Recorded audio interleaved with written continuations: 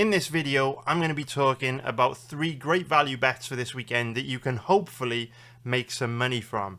This is a very special time of year for betting on football. We're at the end of the season, so we're getting a lot of deep stage, high stakes tournament games, high stakes games where teams are either battling for promotion or relegation. So at the moment and throughout May, we've got amazing football matches to bet every single day of the week. However, this is also a very difficult stage of the season where teams are choking, they're underperforming, they're conceding cheap goals as the pressure gets to them. Look at Inter Milan. They were very close to potentially doing the treble this season. Now they've been knocked out of the Italian Cup.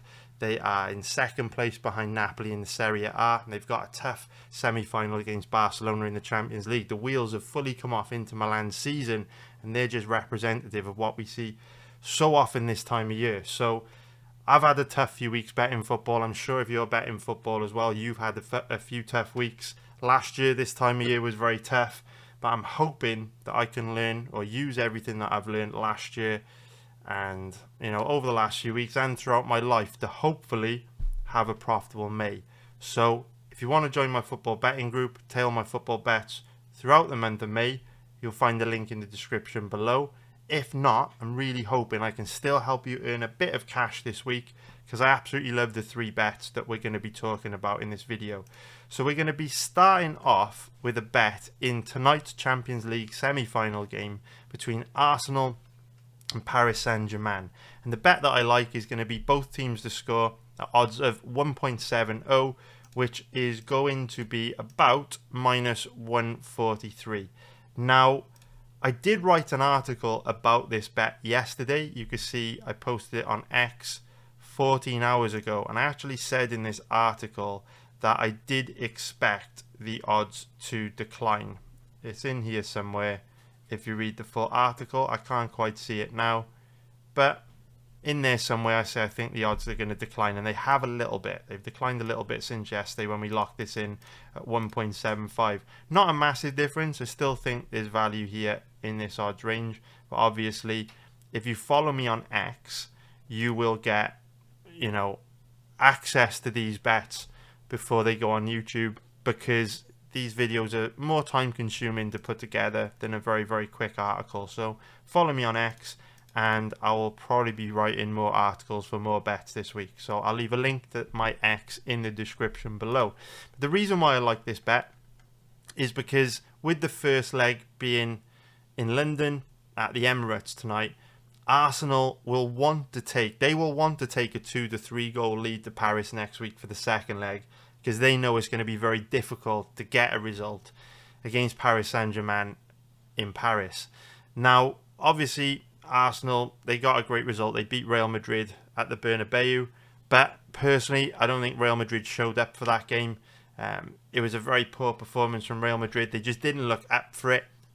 I can't see Paris Saint-Germain being like that with how consistent they've been this season across all competitions. Throughout this season, Real Madrid have been a little bit inconsistent, a little bit passive at times, and that showed itself in the second leg at the Bernabeu.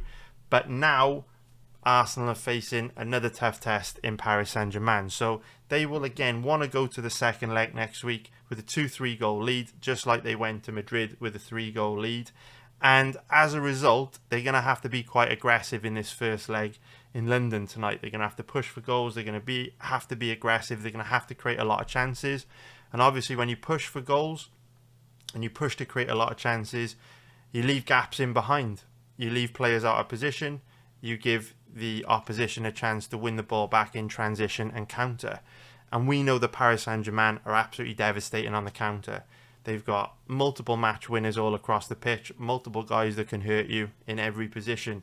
When you look at the firepower that PSG have got up front, guys like Dembele, Doué, Kvaratskhelia, it's very, very difficult to stop them from scoring, because it's not just one danger man, one focal point you need to worry about. PSG are dangerous all over the pitch. They're absolutely lethal on the counter. So this is one of those games where I've got no doubt that Arsenal will score, but I think it's going to be very difficult for Arsenal to stop PSG from scoring. PSG have scored in almost all of their Champions League away games. They're one of the highest scoring teams away from home in the Champions League this season. I think they broke the record for most, or like biggest win for an away team in the Champions League when they beat Brest 7-0 earlier on in the campaign. We saw how aggressive they were on the counter-attack against Aston Villa. They also terrorised Liverpool at Anfield. Obviously, that was a game that they ended up winning on penalties, but the amount of chances they created on the counter just shows how deadly they are. And I think it'll be the same in Arsenal on Tuesday night. And PSG are also a team very used to playing in front of big atmospheres, comfortable in big atmospheres. We know that's not going to get to them. The Emirates isn't going to be any more intimidating than Villa Park. We saw how deadly PSG were on the counter there. So I like both teams to score here. I think this is very likely to win. That is a very solid bet this week. So the next bet that I want to talk about is going to be a little bit lower profile. It's going to be a bet in the CONCACAF Champions Cup between Inter Miami and Vancouver Whitecaps. Now, the CONCACAF Champions Cup is a very unique tournament, a bit of an old-fashioned tournament, because it's one of the very few major tournaments in the world that still operates under the away goal rule. So what that basically means is when you score a goal away from home in a two-leg tie, so you can see the first leg was played in Vancouver and it finished 2-0 to Vancouver. The second leg will now be played in Miami. And the away goal rule basically means that it's very complicated, which is why it's been abolished in most tournaments. But what it basically means is away goals give you an edge in the event of a tie. So, for example, if Inter Miami, try and think of the best way to describe this, is very complicated. Basically, if the game were to end in a tie on aggregate over the two legs, even though the game would be tied, the score would be tied, if one of the teams had scored more away goals, they would qualify to the next round. So away goals are kind of like a tiebreaker. So when you look at the first leg result, you can see Vancouver Whitecaps were the home team, and Inter Miami failed to score any goals away from home.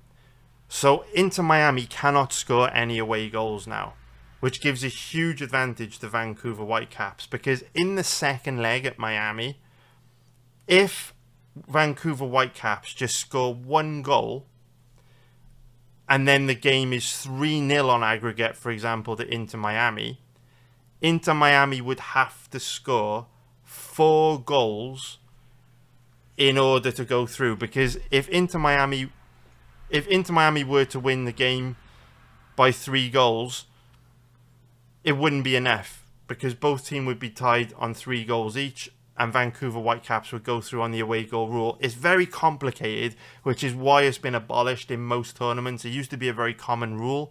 It's been abolished now. And to be honest, I'm glad it has been. But for some reason, the CONCACAF Champions Cup still have it. So ultimately what this means is Vancouver Whitecaps have a huge advantage going into this second leg, because Inter Miami failed to score away from home in the first leg. So if Vancouver Whitecaps score just 1 goal in Miami in this second leg game, Miami are going to have to outscore them by 1 goal. And since if Vancouver were to score, that would give them 3 goals. That's a lot of work for Inter Miami to do. And so Vancouver Whitecaps have got a lot of power, a lot of firepower, sorry. They've got a lot of pace on the counter. And word on the street is that their top goal scorer, their talisman, Ryan Gould, might be back for this game. So he's been out injured for a little while, but Gould should be back for this week's second leg CONCACAF game. What I really like about Vancouver Whitecaps is they're also very aggressive in attack. And again, they've got multiple players all over the pitch that can hurt you. White, obviously, been banging them in for him. They've got dangerous wingers. Ryan Gould, their talisman, should be back this week. And the thing about Inter Miami when you watch Miami is I don't want to be disrespectful. This may make me sound a little bit disrespectful, but obviously sports are a young man's game. It's just the way it is. And Inter Miami have got some veterans in their team that were world class in their prime. Lionel Messi, Luis Suarez, Sergio Busquets. And don't get me wrong, going forward, these players do give Inter Miami a huge edge. The amount of times that Messi, pulls off a miracle, does something incredible to enable Miami to win a big game. We bet on Inter Miami to qualify in the last round against Los Angeles FC, and it was predominantly Messi that enabled us to win that bet because he did incredible things. Luis Suarez, a match winner. Sergio Busquets has that killer pass. The problem with these players, though, is at their age, at their stage in their careers, their legs have just gone. They can't run like they used to. So if they lose the ball in a dangerous position, if they lose the ball in transition, if Suarez or Messi give the ball away, which they do a lot because they have a lot of the ball, they try to take players on, they don't track back. Suarez literally can't run anymore, and Messi has never been a player to track back. Busquets, again, he's never really had the legs in him. He's always been slow. I think back in the day when Busquets was in his prime, I think his pace rating on FIFA was only like 35 or something. Maybe I'll ping that up. I'll go and look through the FIFA history books to see if that's true. I'm sure it was like 35, so he's never really had the legs in him. So while Busquets, Suarez, and Messi are deadly going forward, for Miami, it's like playing with 8 men defensively, because Suarez, Messi, Busquets, they just don't do particularly good defensive work. And Inter Miami have also got a centre-back that they've signed from the Chilean club Colo Colo. I forget his name. I think it begins with a P. I used to watch him in the Chilean Premier League a lot. And he's very short, gives the ball away a lot. He's very dodgy at the back. Let's see what his name is. I'm sure it begins with a P. He's got like an afro. Falcon Picart. There you go. I knew it began with a P. The double-barreled name threw me off. Picart. So Picart, he's quite short for a centre-back. Gives the ball away a lot. Loses a ball in transition a lot when he's trying to play out from the back, giving the opposition chances to transition. He's quite slow as well. So if you look at Inter Miami, they give the ball away a lot, and they concede in most games. If you look at their home record, they conceded 4 against FC Dallas in the last game. You look 1 against Los Angeles, 1 against Toronto, 1 against Philadelphia Union, 2 clean sheets here, and 1, 2, 2, 2, 3, 1, 2, 1, 1. You can see here. So Inter Miami concede a goal in almost every away game. But because they've got so much firepower up front with Lionel Messi and Luis Suarez, they also score in almost every game as well. You can see they score in most games. In fact, they've scored in like their last 20 games. But if we look at Vancouver Whitecaps, they are a high-scoring team away from home as well. If we take a look at this and we go to results, take a look at their away games. Sorry, clicked into the wrong thing. Fiddly. Here we go. Vancouver Whitecaps away. You can see they frequently score away from home. So 3 goals away from home. 2, 1, 2, 4, 1, 2, 2, 1, 1, 1. You get the idea. They score most of the time away from home. And so here, where you look at the two teams, how they match up stylistically, the game is set up for goals. Because just like we said with Arsenal, Inter Miami, they're losing 2-0 on aggregate. Inter Miami are forced to be very aggressive in attack. They're forced to go for it because they've got to pull back 2 goals at least, and they may have to pull back even more if Vancouver score again. So Inter Miami will be very aggressive in this game. They will push for goals, and that'll leave them very vulnerable to the counter. And we know they're very vulnerable to the counter. Very, very, very vulnerable. Like, even if you just look at the XG of the Los Angeles game, the XG was only 1.17, but they had 9 shots on target, which is a lot. To give up 9 shots on target, that's a lot. And Los Angeles could have scored far more than just the 1 goal in that game. So The bet I like on this game is going to be, obviously, from everything that I've said, both teams to score. And this is another bet that I think the odds will get worse in the run-up to the game. With both teams to score, odds of 1.80, minus 125.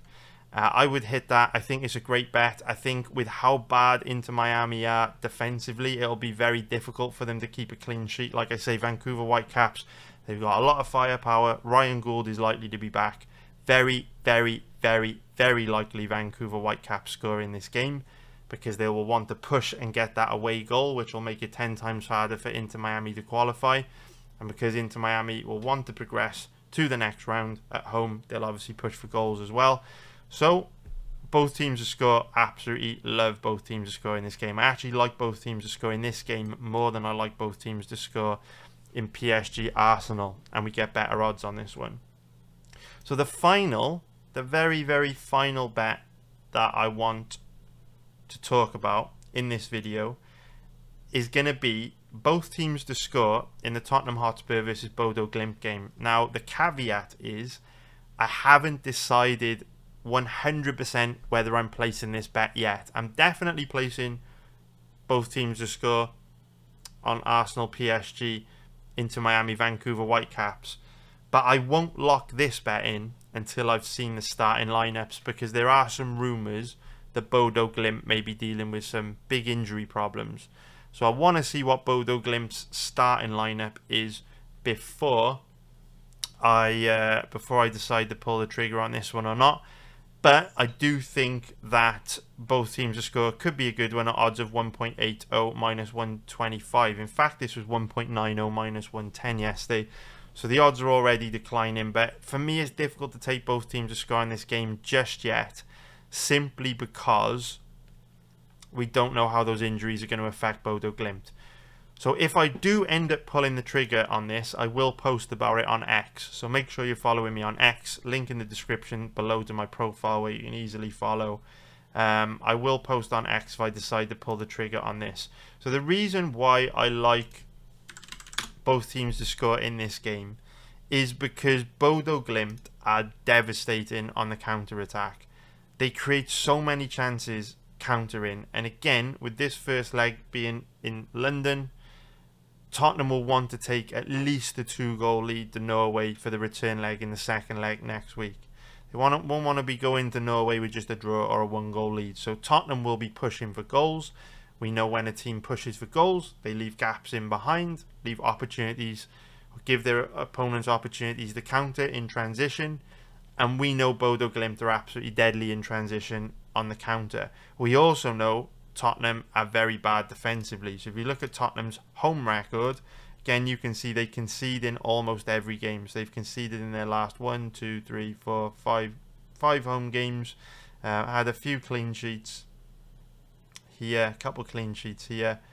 And then, again, you can see they're conceding in almost every home game. If you look at Bodo Glimt, obviously they're going to score in most away games in the Norwegian Eliteserien, because they're the best team in the Norwegian Eliteserien. So what we're going to do is focus on their goal scoring ability away from home in the Europa League and Champions League. So we're going to be focusing on the games where it says EL or CL, which basically stands for Champions League qualifying stage. So you can see they scored 2 goals away in Rome, Lazio. They scored a goal in Greece at Olympiacos. They scored a goal in Holland against Twente. They scored a goal in France against Nice. They scored 2 goals in Manchester against Man United. 2 goals in Portugal against Braga. They failed to score in the Europa League game away from home against Royal Union San Gilhoa. They also failed to score against Red Star Belgrade. But then they scored against Jagiellonia in Poland and against RFS 3 times in Latvia. So they score the vast majority of the time away from home. The only 2 occasions they didn't were in Champions League games in Serbia against Red Star Belgrade and Belgium against Royal Union San Gilhoa. Other than that, their record away from home is very good. They create a lot of direct goal scoring opportunities. If you take a look at the stats from the Lazio game, you can see again 8 shots on target, which is a lot for an away team, especially because usually when you've got a team like Lazio chasing the game 2-0 down on aggregate, the majority of these attempts on goal are going to be, you know, they're going to be from very dangerous positions when the defenders for Lazio are out of position, things like that. So I do like both teams to score in this game. Spurs bad defensively, Bodo deadly on the counter, but we need to see those starting lineups. Follow me on X if I decide to pull the trigger. You'll find out there first. But for now, I hope you found that useful. I hope we can make some money this week. Don't forget, check out my football betting group, link in the description below. And hopefully we can have a profitable May. Confident we will. Paid our dues, put a lot of work in, and it's time to hopefully profit from everything that we've learned at what is a very, very challenging, difficult, tough time of year for betting on football. So if you're betting on football yourself, good luck. I think you'll need it. I'll certainly need it. It's going to be very difficult, but God willing, this will be the time of the year where finally hard work will pay off. Thank you very much, boys. Love you. Take care, and I will see you in the next one. Cheers.